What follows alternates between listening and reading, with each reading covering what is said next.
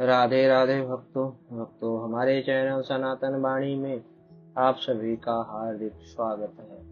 भक्तों, श्री चैतन्य चरितावली में आज हम श्रवण करेंगे कृपा की प्रथम किरण। हृदय में जब सरलता और सरसता का साम्राज्य स्थापित हो जाता है, तब चारों ओर से सद्गुण आ आकर उसमें अपना निवास स्थान बनाने लगते हैं। भगवत भक्ति के उदय होने पर संपूर्ण सद्गुण उनके आश्रमों में आकर बस जाते हैं। उस समय मनुष्य को पत्ते की खड़खड़ाहट में प्रियतम के पदों की धमक का भ्रम होने लगता है। वह पागल की भांति चौंक कर अपने चारों ओर देखने लगता है। यदि उसके सामने कोई उसके प्यारे की बिरदावली का बखान करने लगे, तब तो उसके आनंद का पूछना ही क्या है। उस समय तो वह सचमुच पागल बन जाता है और उस बखान करने वाले के चरणों में लूटने लगता है। उसकी स्थिति उस विरहिणी की भांति हो जाती है जो चातक पक्षी के मुख से भी पीयू पीयू की कर्ण प्रिय मनोहर वाणी सुनकर अपने प्राण प्यारे की स्मृति में अधीर होकर नयनों से नीर बहाने लगती है। क्यों न हो, प्रियतम की पुण्य स्मृति में मादकता ही इस प्रकार की है। महाप्रभु अपने प्रिय शिष्यों के साथ रास्ते में प्रेमालाप करते हुए अपने घर की ओर चले आ रहे थे कि रास्ते में उन्हें आचार्य रत्न गर्भ जी का घर मिला। ये महाप्रभु के सजातीय ब्राह्मण थे। ये भी सिलहट के ही निवासी थे। प्रभु को रास्ते में जाते देखकर इन्होंने प्रभु को बड़े ही आदर के साथ बुलाकर अपने यहाँ बिठाया। रत्नगर्भ महाशय बड़े ही कोमल प्रकृति के पुरुष थे। उनके हृदय में काफी भावुकता थी। सरलता की तो वे मानो मूर्ति ही थे। शास्त्रों के अध्ययन में उनका अनुपम अनुराग था। प्रभु के बैठते ही परस्पर शास्त्र चर्चा छिड़ गई। रत्नगर्भ महाशय ने प्रसंगवश श्रीमद् भागवत का एक श्लोक कहा। श्लोक उस समय का था जब यमुना किनारे यज्ञ करने वाले ब्राह्मणों की पत्नियां भगवान के लिए भोज पदार्थ लेकर उनके समीप उपस्थित हुई थीं। श्लोक में भगवान के उसी स्वरूप का वर्णन था। बात यूं थी कि एक दिन सभी गोपों के साथ बलराम जी के सहित भगवान वन में गौएं चराने के लिए गए। उस दिन गोपों ने गंवारपन कर डाला। रोज जिधर गौ को ले जाते थे उधर न ले जाकर दूसरी ही ओर ले गए। उधर बड़ी मनोहर हरी हरी घास थी। गौओं ने घास खूब प्रेम के साथ खाई और श्री यमुना जी का निर्मल स्वच्छ जल पान किया।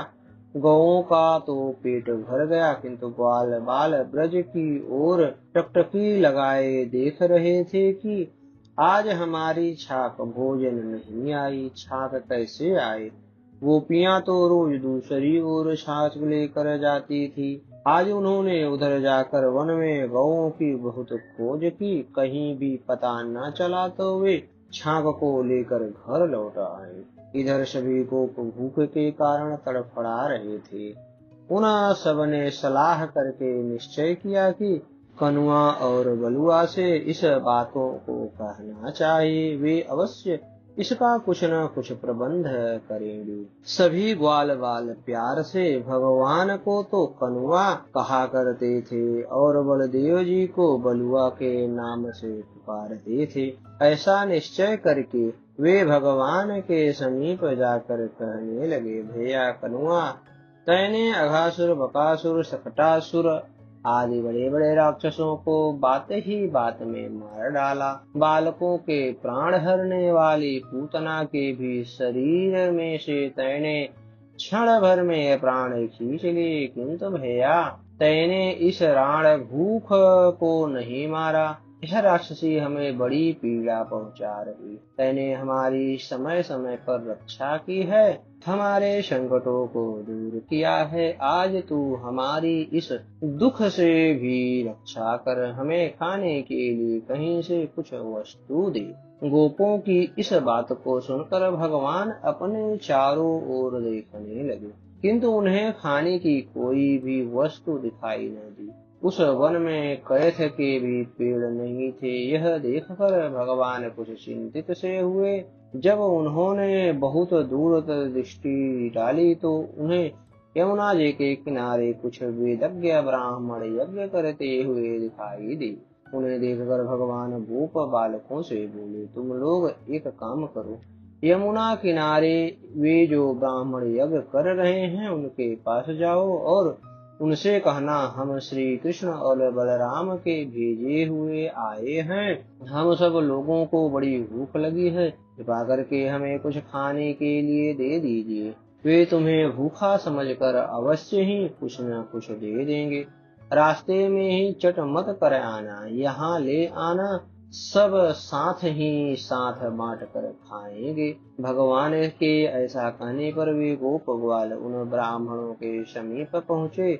दूर से ही उन्होंने यज्ञ करने वाले उन ब्राह्मणों को साष्टांग प्रणाम किया और यज्ञ मंडप के बाहर ही अपनी अपनी लकुटियों के सहारे खड़े होकर दीनता के साथ भी कहने लगे, हे धर्म के जानने वाले ब्राह्मणों, हम श्री कृष्णचंद्र और बलदेव जी के भेजे हुए आपके पास आए हैं। इस समय हम सभी को बड़ी भारी भूख लगी हुई है, कृपा करके यदि आपके पास कुछ खाने का सामान हो तो हमें दे दीजिए, जिससे श्री कृष्ण बलराम के साथ हम अपनी भूख को शांत कर सके। गोपों के ऐसी प्रार्थना करने पर वे ब्राह्मण उदासीन ही रहे। उन्होंने गोपों की बात पर ध्यान ही नहीं दिया। जब उन्होंने कई बार कहा तब उन्होंने रुखाई के साथ कह दिया, तुम लोग सचमुच बड़े ही मूर्ख हो। अरे देवताओं के भाग में से हम तुम्हें कैसे दे सकते हैं? भाग जाओ, यहाँ कुछ खाने पीने को नहीं है। ब्राह्मणों के इस उत्तर को सुनकर सभी गोप दुखित भाव से भगवान के समीप लौट आए और उदास होकर कहने लगे, भैया कनुआ, तैने कैसे निर्दयी ब्राह्मणों के पास हमें भेज दिया। कुछ लेना देना तो अलग रहा, वे तो हमसे प्रेम पूर्वक बोले भी नहीं। उन्होंने तो हमें फटकार बताकर यज्ञ मंडप से भगा दिया। गोपों की ऐसी बात सुनकर भगवान ने कहा, वे कर्मठ ब्राह्मण हमारे दुख को भला क्या समझ सकते हैं। जो स्वयं स्वर्ग सुख का लोभी है उसे दूसरे के दुख की क्या परवाह। अब कि तुम लोग उनकी स्त्रियों के समीप जाओ, उनका हृदय कोमल है, वे शरीर से तो वहाँ है किंतु उनका अंतःकरण मेरे ही समीप है। वे तुम लोगों को जरूर कुछ न कुछ देंगी। तुम लोग हम दोनों भाइयों का नाम भर ले लेना। इस बात को सुनकर गिड़गिड़ाते हुए गोपों ने कहा, भैया कनुआ, हम तेरे कहने से और तो सभी काम कर सकते हैं किंतु हम जनाने में न जाएंगे। तू हमें स्त्रियों के पास जाने के लिए मत कह। भगवान ने हंसते हुए उत्तर दिया, अरे मेरी तो जान पहचान जनाने में ही है। मेरे नाम से तो वे ही सब कुछ दे सकती हैं। तुम लोग जाओ तो सही। भगवान की ब्राह्मण पत्नियों से जान पहचान पुरानी थी। बात यह थी कि मथुरा की मालिनी पुष्प चुनने के निमित्त प्रतिदिन वृंदावन आया करती थी। जब वे ब्राह्मणों के घरों में पुष्प देने जाती तभी स्त्रियों से श्री कृष्ण और बलराम के अद्भुत रूप लावण्य का बखान करती और उनकी अलौकिक लीलाओं का भी गुणगान किया करती। उन्हें सुनते सुनते ब्राह्मण पत्नियों के हृदय में इन दोनों के प्रति अनुराग उत्पन्न हो गया। वे सदा इनके दर्शनों के लिए छटपटाती रहती। उनकी उत्सुकता आवश्यकता से अधिक बढ़ गई थी। उनकी लालसा को पूर्ण करने के ही निमित्त भगवान ने यह लीला रची थी। जब भगवान ने कई बार जोर देकर कहा, तब तो उदास मन से गोप ब्राह्मण पत्नियों के पास पहुँचे और उसी प्रकार दीनता के साथ उन्होंने कहा, हे ब्राह्मण पत्नियों, यहाँ से थोड़ी ही दूर पर बलदेव जी और श्री कृष्णचंद्र जी बैठे हैं। वे दोनों ही बहुत भूखे हैं। यदि तुम्हारे पास कुछ खाने की वस्तु हो तो उन्हें जाकर दे आओ। ब्राह्मण पत्नियों का इतना सुनना था कि वे प्रेम के कारण अधीर हो उठी। यह सुनकर कि श्री राम कृष्ण भूखे बैठे हैं, उनकी अधीरता का ठिकाना नहीं रहा। जिनके दर्शनों की चिरकाल से इच्छा थी, जिनकी मनोहर मूर्ति के दर्शन के लिए नेत्र छटपटा रहे थे, वे ही श्री कृष्ण बलराम भूखे हैं और भोजन की प्रतीक्षा कर रहे हैं। इस बात से उन्हें सुख मिश्रित दुख सा हुआ। वे जल्दी से भांति भांति के पकवान को थाली में सजाकर श्री कृष्ण के समीप जाने के लिए तैयार हो गई। उनके पतियों ने बहुत मना किया, किंतु उन्होंने एक भी न सुनी और प्रेम में मतवाली हुई जल्दी से श्री कृष्ण के समीप पहुँचने का प्रयत्न करने लगे। उस समय भगवान खूब सज धज कर ठाट के साथ खड़े खड़े उसी ओर देख रहे थे कि कोई आती है या नहीं। भगवान व्यास देव जी ने बड़ी ही सुंदरता के साथ भगवान के उस मधुर गोप वेश का सजीव और जीता जागता चित्र खींचा है। भगवान का उस समय का वेश कैसा है? उनका शरीर नूतन मेघ के समान श्याम रंग का है। उस पर वे पीतांबर धारण किए हुए हैं। गले में वनमाला शोभित हो रही है। मस्तक पर मोर पंख का मनोहर मुकुट शोभित हो रहा है। संपूर्ण शरीर को सेल खड़ी, गेरू, पोतने की मिट्टी, यमुना रज आदि भांति भांति की धातुओं से रंग लिया है। कहीं गेरू की लकीरें खींच रही हैं, कहीं यमुना रज मल रखी है, कहीं पर सेल खड़ी घिसकर उसकी बिंदिया लगा रखी है। इस प्रकार संपूर्ण शरीर को सजा लिया है। कानों में भांति भांति के कोमल कोमल पत्ते उरस रखे हैं। सुंदर नट का सा वेश बनाए एक मित्र के कंधे पर हाथ रखे हुए हैं। उनकी काली काली घुघराली लटे सुंदर गोल कपोलों के ऊपर लटक रही हैं। मंद मंद मुस्कुराते हुए उसी ओर देख रहे हैं। भगवान के ऐसे मनोहर वेश को देख कर कौन सहृदय पुरुष अपने आपे में रह सकता है। आचार्य रत्न गर्भ का कंठ बड़ा ही कोमल और सुरीला था। वे बड़े लहजे के साथ प्रेम में गदगद होकर इस श्लोक को पढ़ने लगे। श्यामं हिरण्य परिधिं वनमाल्य वर्ह धातु प्रवाल नटवेश मनुव्रतांसे विन्यस्त हस्त मितरेण धुनानमब्जं कर्णोत्पलाल ककपोल मुखाम्बजहासम। बस इस श्लोक का सुनना था कि महाप्रभु प्रेम में उन्मत्त से हो गए।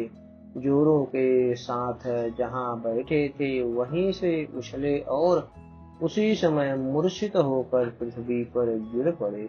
उन्हें न शरीर का होश है न स्थान का वे भी होश पड़े। जोरों के साथ लंबी लंबी सांसें ले रहे थे। थोड़ी देर में कहने लगे, आचार्य मेरे हृदय में प्रेम का संचार कर दो, कानों में अमृत भर दो, फिर से मुझे श्लोक सुना दो, मेरा हृदय शीतल हो रहा है।